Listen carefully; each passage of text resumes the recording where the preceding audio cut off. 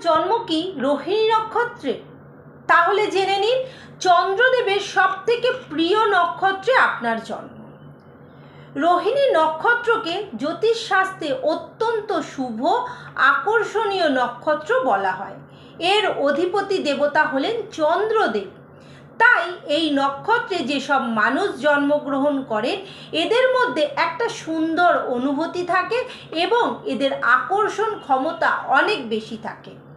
রোহিণী নক্ষত্রের জাতক জাতিকারা সাধারণত খুব সুন্দর, ভদ্র এবং কোমল স্বভাবের হয়। এদের মধ্যে শৈল্পিক গুণ এবং প্রেমী ভাব থাকে।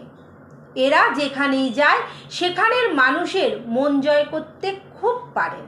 কথাবার্তার মধ্যে সুন্দর ভাব থাকাতে মানুষ এদের সঙ্গে মিশতে খুব পছন্দ করে। এরা পরিবারকে খুব ভালোবাসেন এবং নিজের প্রিয়জনের জন্য অনেক কিছু ত্যাগ করতে পারেন।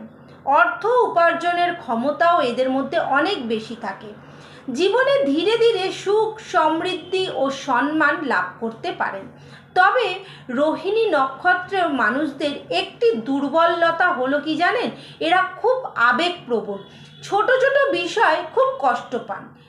আবার কখনো কখনো অতিরিক্ত জেদ আর অতিরিক্ত ভোগবিলাসের প্রবণতাও এদের মধ্যে খুব থাকে।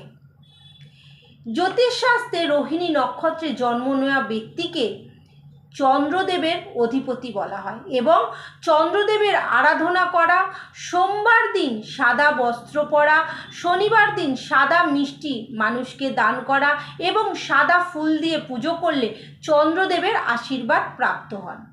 এবং যারা চন্দ্রদেবের রোহিণী নক্ষত্রে জন্মগ্রহণ করেছেন অবশ্যই কমেন্টে বলে যান জয় চন্দ্রদেব।